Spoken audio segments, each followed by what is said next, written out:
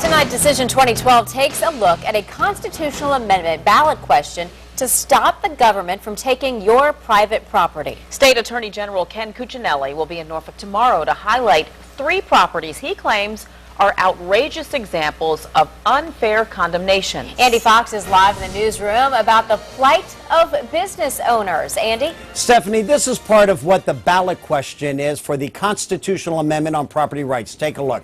That no private property shall be damaged or taken except for public use, not where the primary use is for private gain, private benefit, private enterprise, increasing jobs, tax revenue, or economic development, except for the elimination of a public nuisance existing on the property. If you vote yes, then you support the property owners. And the case stems from a long-running legal dispute between ODU and the Norfolk Redevelopment and Housing Authority against property owners. I'm extremely offended. Bob Wilson's family has owned Central Radio Company 75 years. The family business has been on this street near ODU 50 years. Central Radio has been at the forefront of radio technology for Navy ships, but without a fight, that will all be gone. Bob Wilson asks you this question. Does his business that employs 100 people look like blight? We're defense contractors in a very highly technical world. It has to be clean. It has to be maintained, well maintained.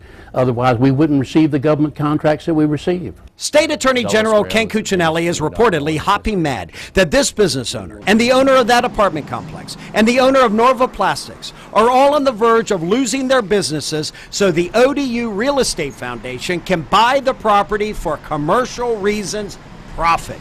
If this had been for educational purposes for Old Dominion, Bob Wilson would have never fought this case.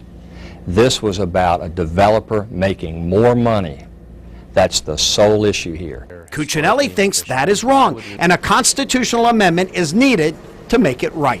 Bob Wilson and his neighbors became the poster child for a constitutional amendment in Virginia, according to the Attorney General. The Norfolk Redevelopment and Housing Authority has taken the property, and the Circuit Court agreed this taking of property, considered blight, is in the public good.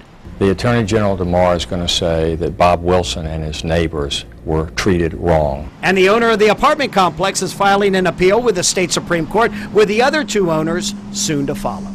If that initiative passes, there'll never be another group like Bob Wilson who have to give up their business so that somebody else can make more money. Well, I think it's wonderful that he's going to come and support us in this manner, that we need all the help we can get.